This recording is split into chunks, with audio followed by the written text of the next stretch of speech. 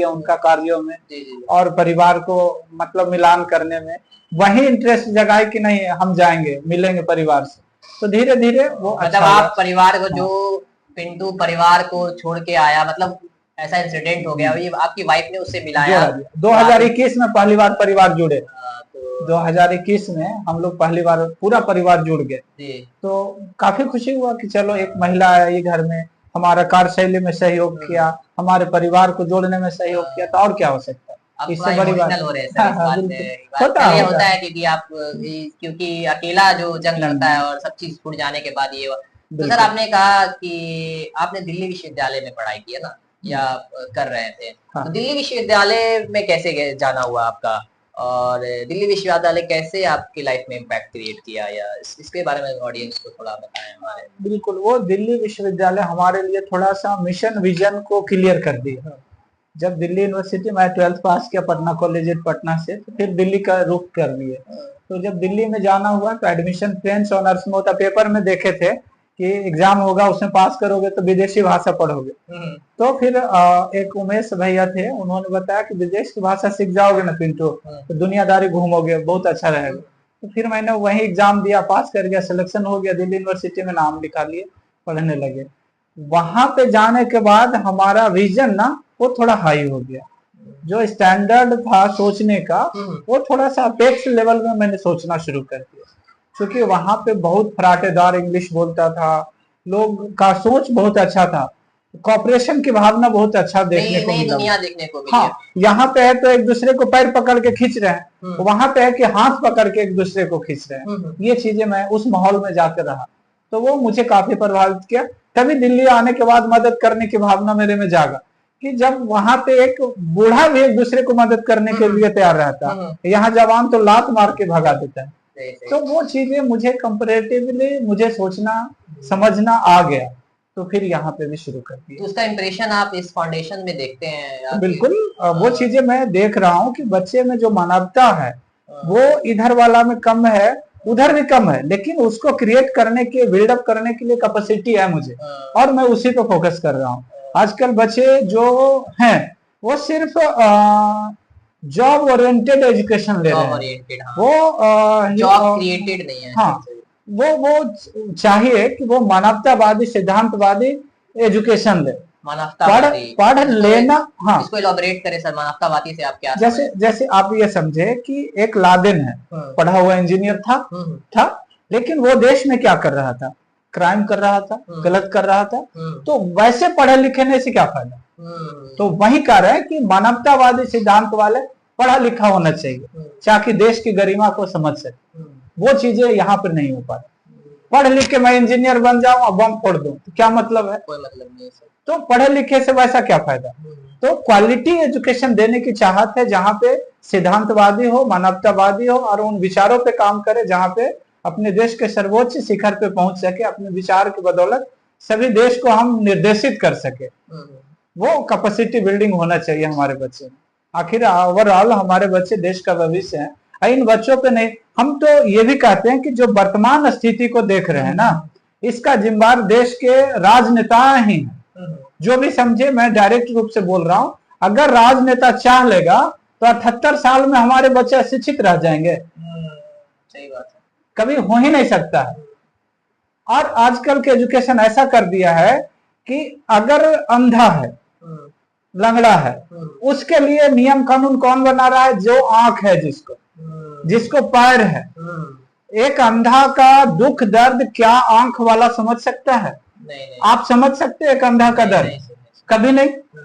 आप जो बहरा है उसके लिए आप नियम कानून बना रहे हैं, आपको कभी काम खराब हो नहीं किया, उसके दर्द को आप क्या महसूस कीजिए। वही चीज है, देश के पॉलिसी बनाने वाले लोग ऐसे लोग बैठे हुए हैं जो इन गरीबों के लिए नियम कानून बनाता है, गरीब का एहसास भी नहीं है उसको कि क्या चीज होता है, मतलब ऑन ग्राउंड जाके वो देखे नहीं देखे हैं। तो क्वालिटी एजुकेशन की बात मैं इसीलिए कर रहा हूं कि बच्चे को भी एहसास हो, स्कूल पीरियड में ऐसा पैटर्न लाए जो कि अंधापन का महसूस कर सके, वो विकलांगता का महसूस कर सके, कि जब बड़ा हो तो उसके लिए नियम कानून बनाए, तब वो सार्थक हमारा लाभ मिलेगा। एक मैं कहानी मुझे याद आया आपके बात से कि कहानी थी जो हाथी को, जो अंधा और हाथी अलग अलग चीज को छू रहा है, क्या उस एंगल से देख सकते हैं इस पर्सपेक्टिव को? जैसे एक हाथी वाला कहानी है ना, आपने कभी पढ़ा होगा कि सबका छूने का नजरिया अलग है, सब वो हाथी है, कोई पूंछ छू रहा है, कोई पेट छू रहा है, कोई हाथ छू रहा है, तो अलग अलग डायमेंशन है उसके लिए, तो कैसे समझ सकते हैं?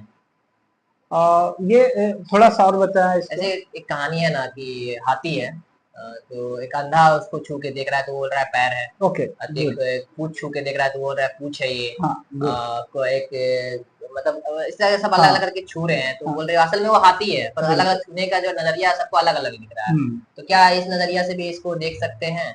नहीं नहीं, ये तो बेचारे वो अंधा के लिए सही है, सार्थक चीज है, नो डाउट। लेकिन जो अंधा नहीं वो भी देख रहा है कि गरीब है, फिर भी उसके लिए कोई अच्छा सा इम्प्लीमेंट पॉलिसी नहीं कर रहा है, कोई सा अच्छा पॉलिसी इम्प्लीमेंट नहीं कर रहा, क्वालिटी एजुकेशन इम्प्लीमेंट नहीं कर रहा है, हमारे मानवता सिद्धांत के लिए कोई क्रिएटिविटी नहीं ला रहा है बच्चों के पास, तो फिर कैसे होगा?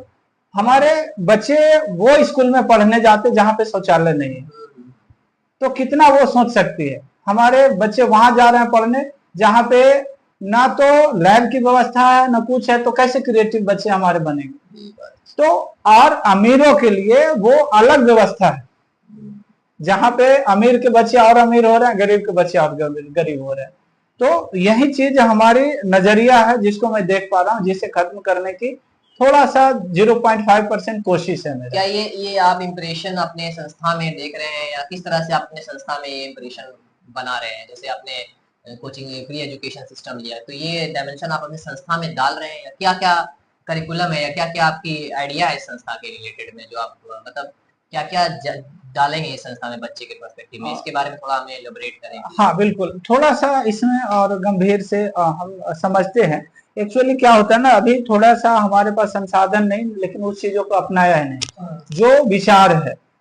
मुझे तो ऐसा लगता है कि इन बच्चों को एक नई दिशा, नई सोच के साथ जोड़ना चाहिए, जो नया युवा है, जो बच्चे हैं। फिर से मैं बोलूंगा कि जो हम एजुकेशन देने की चाहत रख रहे हैं, भले के संसाधन कम होने के कारण मैं दे नहीं पा रहा हूं, लेकिन आप इसी बात से समझ सकते हैं कि जो इंसान, मैं अभी 9th क्लास में पढ़ता हूं, और मुझे अगर ये पैर ठीक है, तो कभी विकलांग को हम महसूस नहीं कर सकते कितना दर्द है। सही बात। आप कोशिश करिए कि आप प्रैक्टिकल में 1 महीना इस पैर से आप काम नहीं लीजिए, मान के चलिए आप विकलांग हैं एक पैर से, फीलिंग लाना हो, फील लाइए। वो जब आपके अंतर्गत फीलिंग आ जाएगा ना कि हम ये विकलांग थे, तब क्या क्या परेशानी हुआ, उसके बाद जब आप खुशी उसको महसूस करेंगे, आप अच्छा सा उस पे आप खड़े उतरेंगे, तब विकलांग के लिए आपके मिशन, विजन वो बहुत सार्थक होगा। तो ये उसके चीज लिए आप संस्था में अपना इम्प्लीमेंट करना चाह रहे हैं, या बिल्कुल करेंगे, कर रहे हैं कुछ ऐसे चीजें, जैसे मैं सप्ताह में क्या बताएं, आप कुछ मतलब क्या क्या कर रहे हैं, थोड़ा सा ये अवेयर कराएं। जैसे मैं अभी आपको एक वीडियो भी डालूंगा, मैं मतलब डाला हुआ है मेरे पेज पे, आप देखेंगे तो हाँ, उसमें क्या देखेंगे आप कि एक दिन की बात है, सप्ताह में या संडे के दिन खाना बनाया, किसी को पता नहीं, बच्चे हमारे थे, और उनके लिए मैंने चिकन बनवाया, और पूरे बिल्डिंग में मैंने बोल दिया कि कहीं पे खाना रखा हुआ, सबको आंख बांध दिया, एक एक्टिविटी मैंने किया, सब बच्चों को पट्टी बांध दिया आंख में, बोला कि आप आज के लिए अंधा हो, आपको डिनर करना, पूरा लाइट फाइट सब बंद कर दिया। आप वो दिन का सीन था उस समय, नीचे में अंधेरा था, लेकिन छत पे वो मैंने रखा था कि ताकि हम लोग उसको गाइड कर सके, तो मेरा टीम गाइड कर रहा था, और वो एक्टिविटी में ये था कि सारे बच्चे का आंख पर पट्टी था, उसको खाना खाना था। अब ये डिसाइड करे कि आपका कहाँ प्लेट है, कहाँ पे रखा हुआ, क्या रखा हुआ, आपको अपने से लेके खाना। हाँ, उसको पता ही नहीं खाना में क्या बना हुआ, सब्जी भात, चिकन भात था। वो किया, वो एक्टिविटी मेरे फेसबुक पे आप देख सकते हैं। मतलब इसने एक्टिविटीज में आपने प्लान किया, इसी को अब मानव जो आप क्या आपने बोले अपने मानवतावादी विचारधारा को उसको क्रिएट करना है, वो फील करे कि अंधापन का क्या महसूस होता है, तो वो बेसिकली बड़ा होने के बाद अनुभव करेगा कि मेरे को माथा फूट गया था एक बार जब अंधा थे, तब ना समझेगा उसकी दर्द। तो ये चीज दर्द उसके अंदर आना हाँ चाहिए, आना चाहिए, फील आना चाहिए तो बच्चों क्या में। आपको क्या लगता है कि समाज में मानवतावादी खत्म होते जा रही है, या आज के जैसे आप बोले कि मानवतावादी आना चाहिए, या तो आपको क्या लगता है कि समाज में खत्म होते जा रही है कि समाज में है, या कैसे लाया जाए, या आपके संस्था में ये चीज किया जाए, या आपका विचार है तो ये कैसे लाया जाए सर इसको? मुझे तो लगता है कि इस तरह का पॉलिसी ही ला दिया जाए।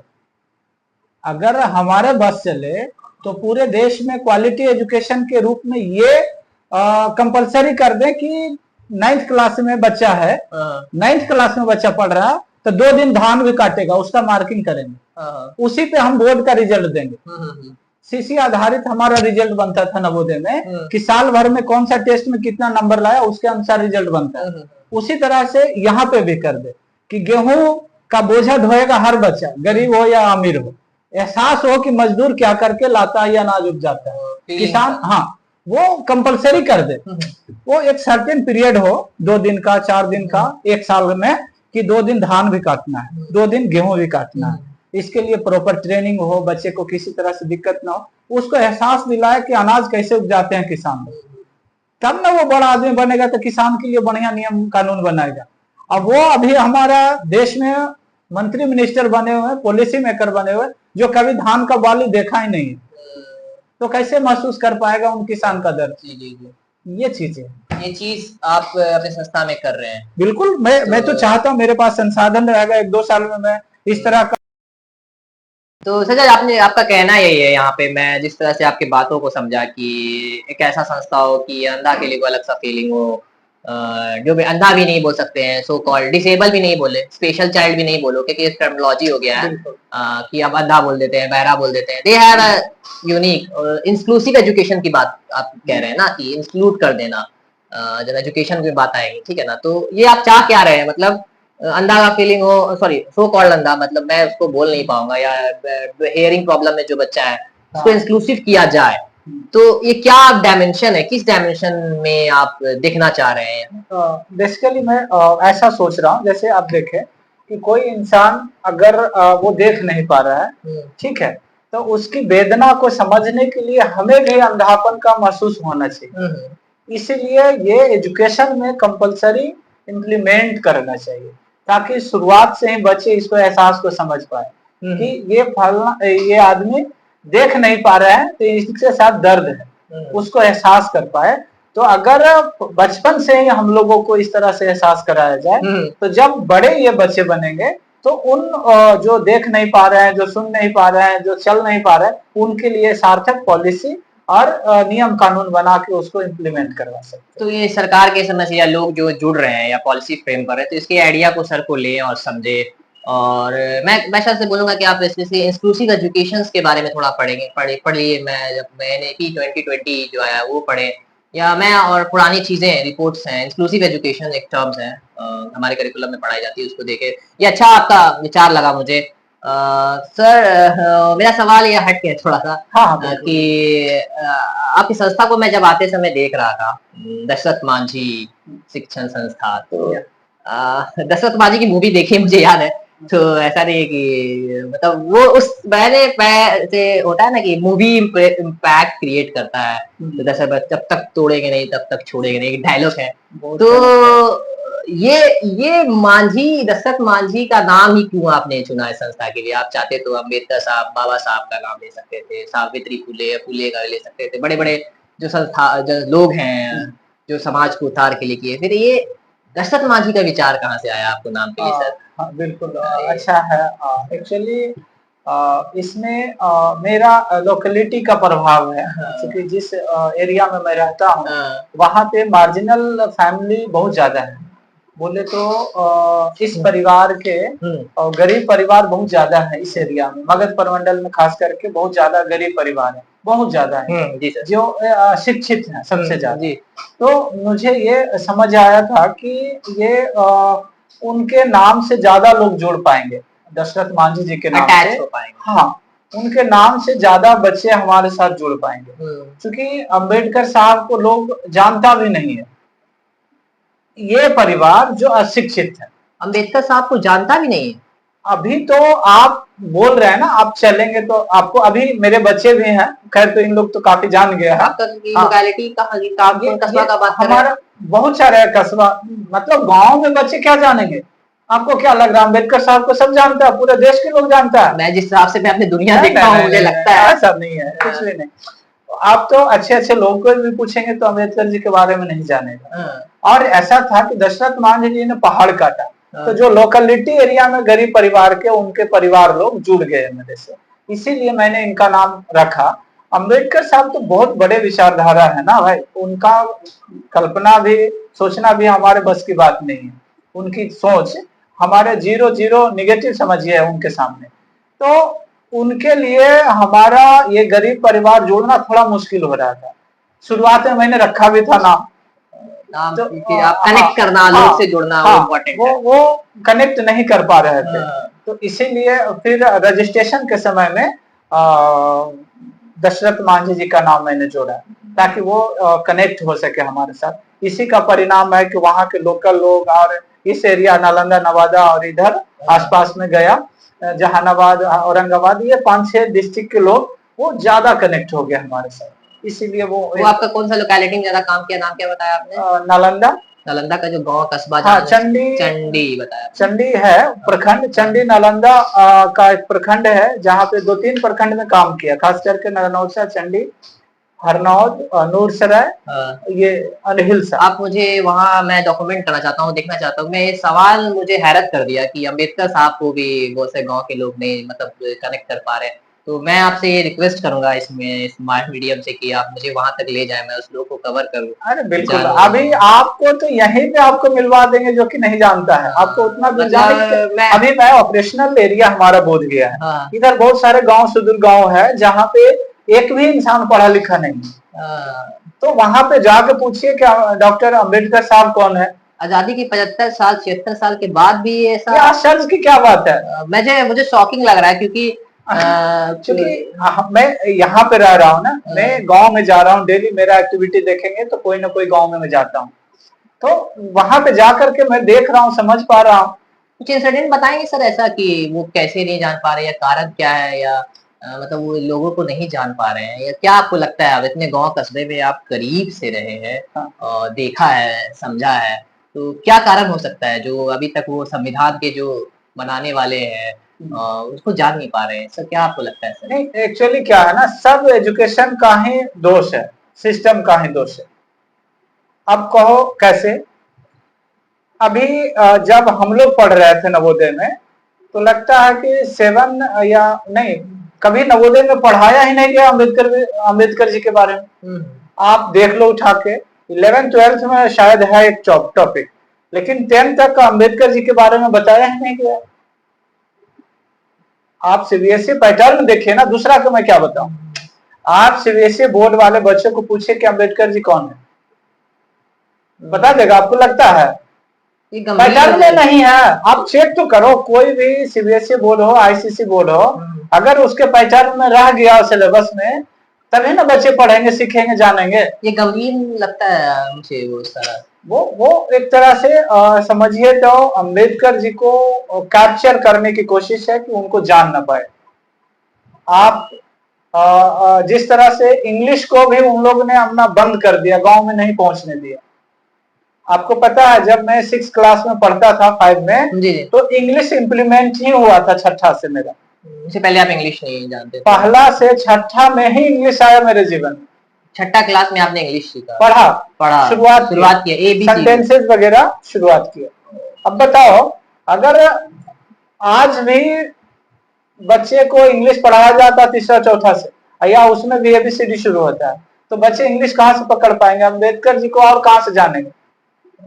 तो ये चीजें कहीं ना कहीं ऐसा षड्यंत्र बना रखा है लोग ने कि गरीबों को गरीब ही रहने दो ताकि मेरा झंडा ढोएगा। सही बात है। अगर वो चाह लेता कि गरीब आदमी की समझ बढ़े तो उसके लिए कार्य करता। आज थोड़ा सा मैं इस बात को थोड़ा सा मैं दूसरे नजर से भी देखता हूँ। ये देश में जो भी ये एजुकेशन सिस्टम है, उसमें यही विडंबना है कि अम्बेडकर जी को नहीं पढ़ाया जाता है। यही विडंबना है कि वो फीलिंग को रिस्पेक्ट नहीं किया जाता है। जो आप बोले ना, जो देख नहीं पा रहा है, ये नहीं कर पा रहा है, उसकी समझ हमें पैदा होने ही नहीं दे रहा है। तभी तो लोग उसकी वैल्यू नहीं समझते, अहमियत नहीं समझते, है ना, उसकी कोई जरूरत महसूस करता है।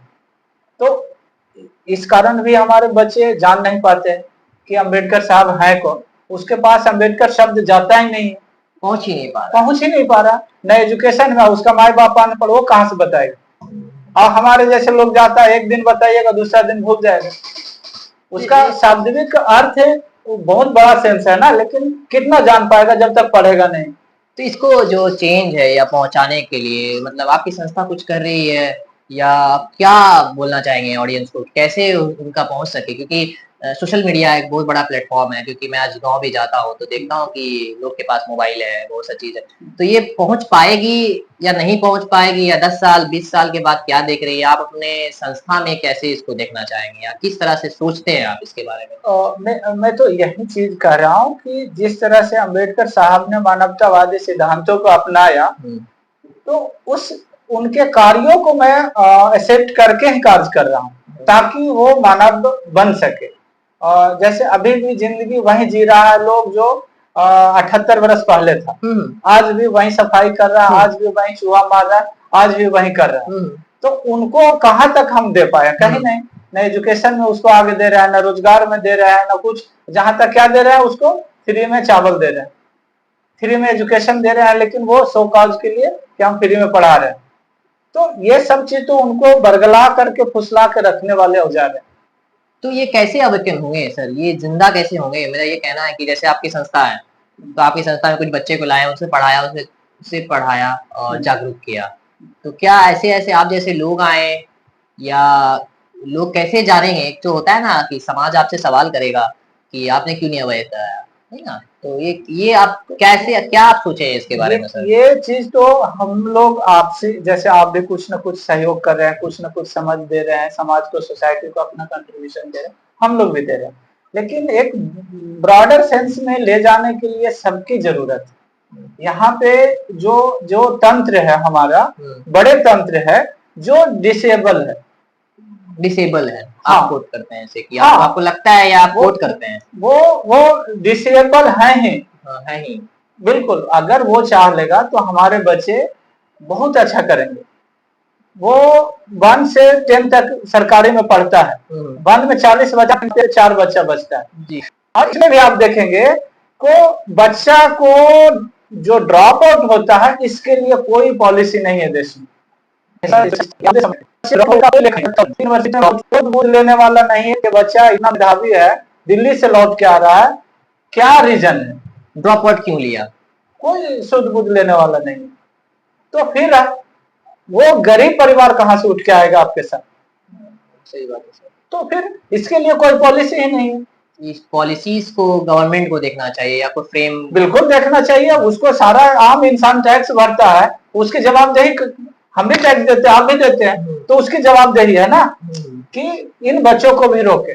ड्रॉप आउट के लिए कोई पॉलिसी नहीं, उसके लिए वही कोई सरकारी स्कूल में कोई पेरेंट मीटिंग नहीं होता, किसी तरह का ऐसा अवेयरनेस एक्टिविटी नहीं होता है उसको जोड़ सके, और जोड़ने के बाद उसका डेटा जारी नहीं होता है कि कितने ड्रॉप आउट बच्चों को हम लोगों ने जोड़ा और उसको फॉलो अप किया।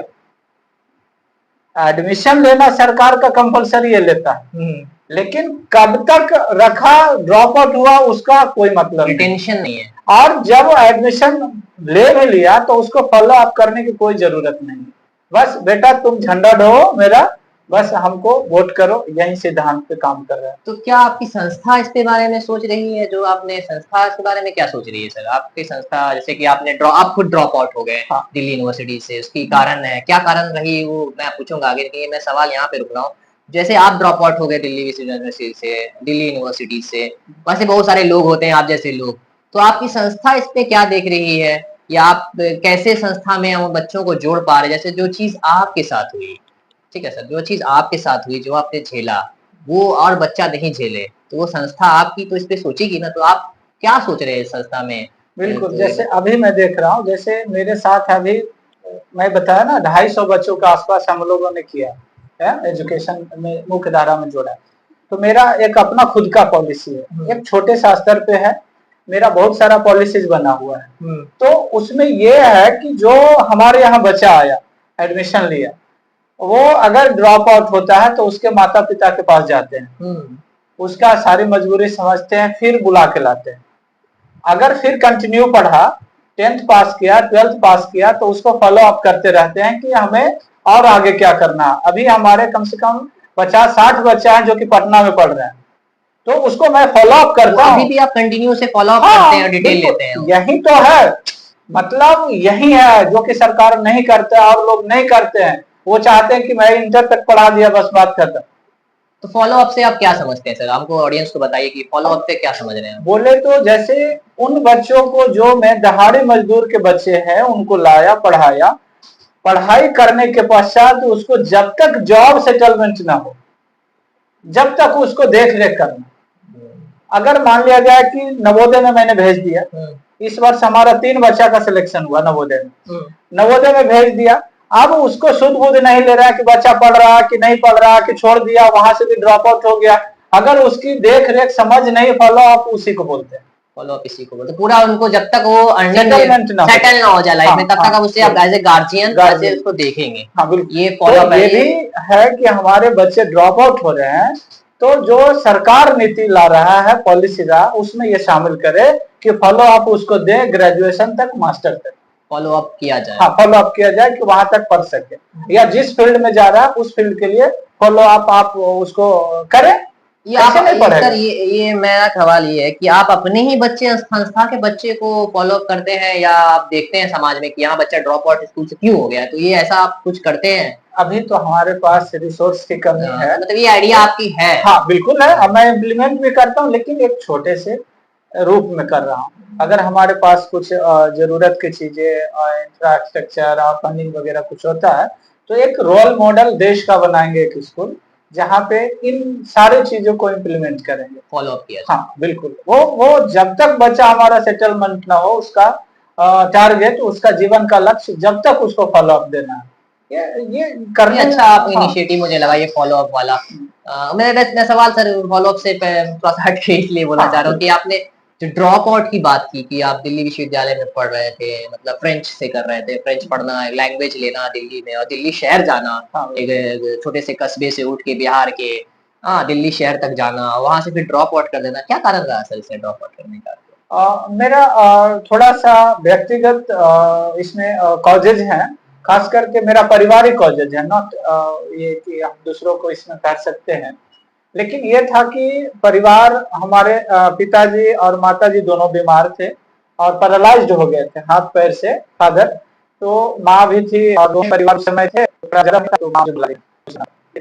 लेकिन किसी में ये समझा पिंटू भाई क्यों लौट गया, जाना था दिल्ली, लेकिन किसी ने ये नहीं बोला कि तुम चले जाओ दिल्ली, हम तुमको सारा चीज व्यवस्था समझेंगे, जो भी यहाँ माँ बाबूजी बेड पर हैं उसको दुख सुख हम समझेंगे, ऐसा फॉलो अप करने वाला कोई नहीं।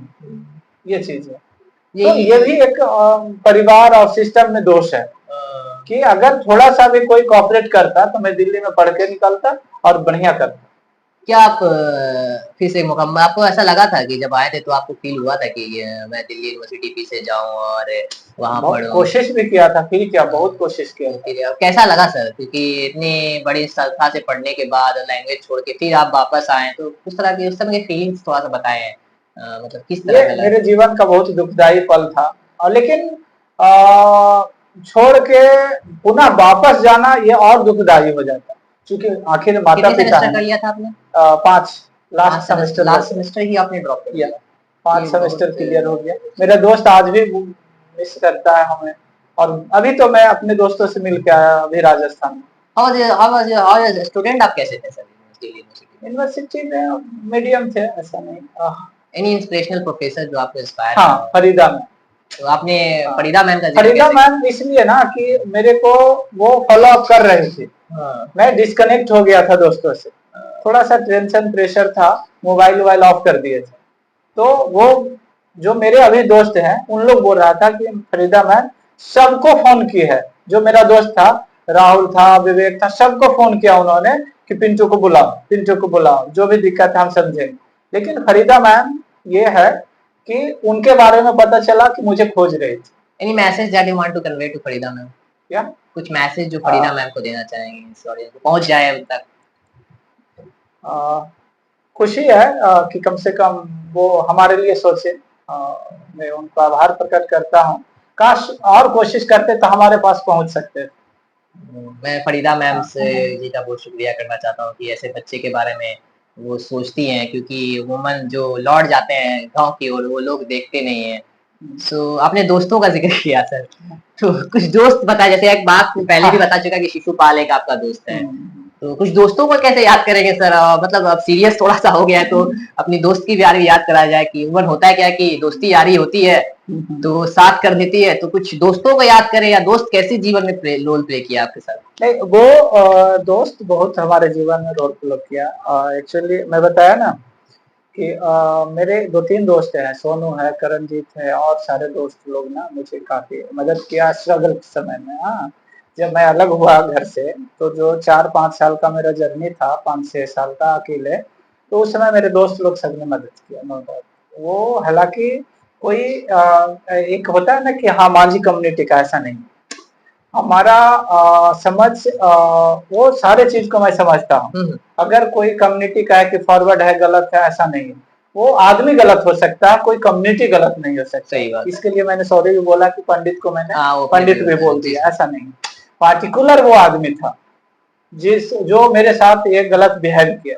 हाँ, तो उसके चलते हम पूरा को नहीं बोल सकते हैं। तो वही बात है, हमारे बहुत सारे फॉरवर्ड दोस्त और ओबीसी दोस्त और हमारे अपने दोस्त कम्युनिटी का, वो सभी लोग हमें बहुत मदद किया 5-6 साल, जिसके माध्यम से मैं आज उनको याद भी कर रहा हूँ।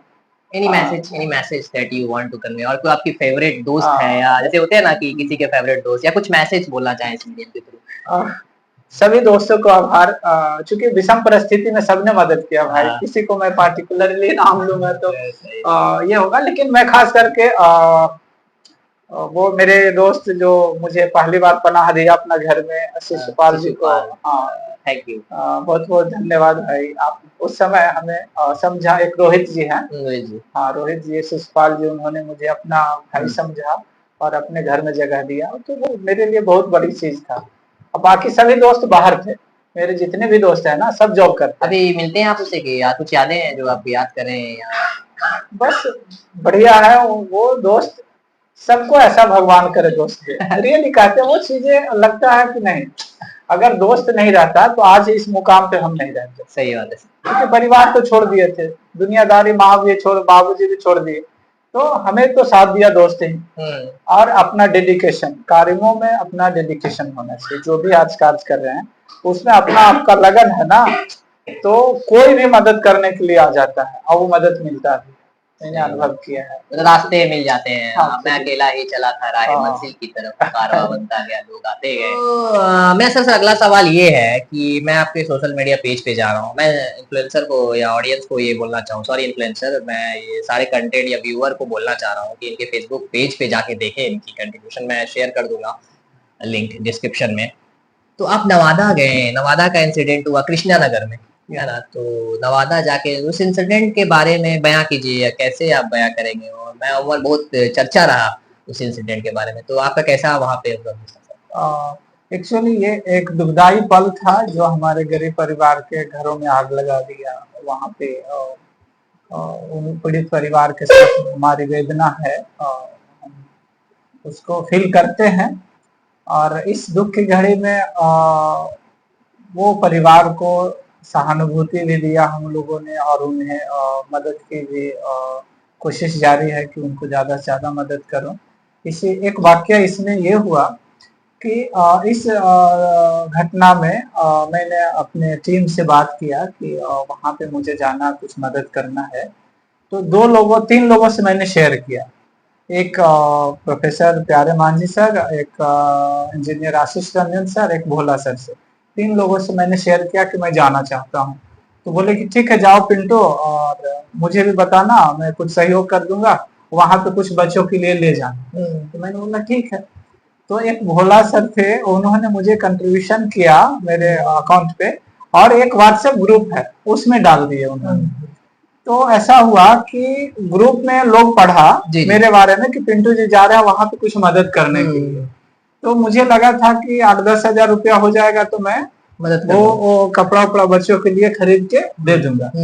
तो 8-10 हजार रुपया हो गए, लेकिन जब ग्रुप में डाले भोला सर तो उसके माध्यम से पढ़ने के बाद मेरे अकाउंट में ऑटोमेटिक पैसा आने लगा, 1000 रुपया, 2000 रुपया, 2500 रुपया, मुझे समझ में ना आए पैसा आ रहा कहाँ से। तो फिर उस ग्रुप में देखा कि ये भोला सर जी ने ऐसा लिख दिया कि पिंटू जी जा रहा है मदद करने के लिए, मेरा सहयोग उनके साथ है बस। और इसी में सब इतना मेरे पे विश्वास किए कि उस दिन 17,000 रुपये जमा हो गए। लोगों का जो इंडिविजुअल लोग थे वो उसमें जुड़े हुए थे, तो 17,000 रुपये हो गए। मुझे आश्चर्य लगा कि लोग मेरे पे कितना विश्वास करते हैं, कितना जवाबदेही जिम्मेवारी हमारे ऊपर सौंप रहे हैं। तो इस विश्वास को मैं तोड़ नहीं सकता हूँ जीवन भर। आपने जो भी हमें सपोर्ट किया, विश्वास दिया, मैं आभार प्रकट करता हूँ। अंतोगत्वा यह हुआ कि उधर से बांट के आया, जब वहां पे कृष्णा नगर गया, बच्चों के लिए कपड़ा ले गया था, वहां पे बांट करके मैं आया, फिर भी मेरे अकाउंट में पैसा आ रहे थे। तो 3,000 रुपया अचानक आया बांटने के बाद भी। तो फिर मैंने ग्रुप में रिक्वेस्ट किया कि आदरणीय अभिभावक मित्र कि मैं वहां पे सहयोग कर चुका हूं, अब मुझे कोई जरूरत नहीं, पैसे की जरूरत नहीं है, कृपया मेरे अकाउंट, संस्था के अकाउंट में पैसा ना डालें। तब थोड़ा सा राहत हुआ, नहीं तो मुझे लगा कि लोग क्या मेरे ऊपर इतना विश्वास किए, मैं फूले नहीं समा रहा था, खुशी से आंख में आंसू था कि लोग मुझे कितना चाहते हैं, आप पे विश्वास करते हैं। ये चीज thank you for the people जो उन्होंने कंट्रीब्यूट किया, उसको अटेंड किया। और मेरा सवाल ये है सर कि अब वहां जाके आपको कैसा लगा, मतलब कैसा आप उस सीनरी को बता सकते, थोड़ा बयां कर सकते, आपकी आंखों से मैं देखना चाहता हूं। वो एक दुखदाई क्षण था, जो अपने परिवार को बिखरा हुआ घर देखा, बिखरी हुई जानवर का लाश भी देखा।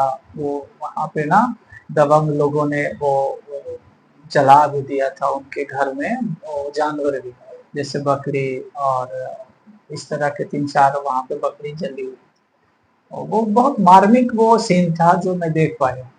और शुक्र है कि कोई बच्चे को ऐसा नुकसान नहीं हुआ, हमारे जो भी थे बड़े लोग भाग गए थे, और ये सभी दबंग लोग ने किया है। और जिसमें वहां पे 35 घर हैं जो पूर्णतः जल चुके हैं, और आंशिक रूप से वो तोड़ फोड़ किया है। और इस तरह से वो दबंग लोग ने उन असहाय परिवारों को बहुत मार्मिक ढंग से वो उसकी मतलब जो जिंदगी का उद्देश्य है उस पे प्रहार किया। वो जीने लायक नहीं है, उसकी सोच वो मरा हुआ इंसान जैसा है। क्योंकि कोई भी किसी के घर में जाके घर जला देना, मारना पीटना, घर छोड़ने पे मजबूर करना, उस आदमी के क्या स्वाभिमान बचेगा, ये मैंने महसूस किया। जी जी। कोई भी आदमी है उसके घर से भगा देना, उसके घर को जला देना, उस घर के बच्चे को भागना पड़े घर से छोड़ के, उसकी स्वाभिमान क्या बचे। तो वो मैंने गंभीरता से महसूस किया हूँ। काफी वो निंदनीय है जो भी किया है। हम चाहेंगे कि वैसे दोषी को जल्द से जल्द फांसी हो, वो हमारी मानवता को शर्मसार किया। जी जी। तो इस इंसिडेंट के बाद मेरा नेक्स्ट सवाल है कि मैं इस सवाल पे आपको लाना चाहता हूँ कि आप इस संस्था दशरथ मांझी शिक्षा संस्थान को आप आगे क्या देखना चाहते हैं, आपके प्लान्स क्या हैं, या आपसे कैसे जुड़े लोग, या आपके प्लान्स क्या हैं आगे 10 साल में आप कैसा देखेंगे इसको, तो इसके बारे में बताना जनता को मेरे। मैं उसी झुग्गी झोपड़ी में बच्चों को एजुकेशन देना चाहता हूँ, और मेरा 10 वर्ष में ये है, जिंदगी का मेरा एक सपना भी है कि मैं उन अपने बच्चों को IAS बनते देखना चाहता हूँ। मेरा ड्रीम है कि 10 वर्षों में हम उन बच्चों को जिसको मैंने पढ़ाया है झुग्गी झोपड़ी से ला करके वो IAS बने। संभवतः मैंने नींव रखने की कोशिश कर दिया है। बहुत सारे हमारे बच्चे छोटे मोटे जॉब में हैं, लेकिन IAS आज तक इस मांझी कम्युनिटी में नहीं बना पूरे बिहार में अभी तक। एक IAS भी नहीं है, एक IPS भी नहीं है, मैंने RTI भी किया, एक भी इस कम्युनिटी का IAS IPS नहीं। इवन हमारा कोई ऐसे पद नहीं है जहाँ पे हमारी भी पहुंच है, कोई ऐसा स्कॉलर नहीं हमारा। इधर फिलहाल 2-4 सालों में 1-2 प्रोफेसर और 1-2 डॉक्टरेट हुए हैं। इसके अलावा कोई हमारा IAS IPS DM नहीं, ना राजदूत है। तो मेरा एक सपना है कि इन बच्चों को हम IAS बनाएं। इसके लिए 8-10 बच्चा को मैंने नवोदय में डाला है। संभवतः 10 वर्ष में वो निकल जाएंगे और अच्छा करेंगे और उनको मैं फॉलो अप करूंगा अपने जीवन में, उनको IAS बनने में।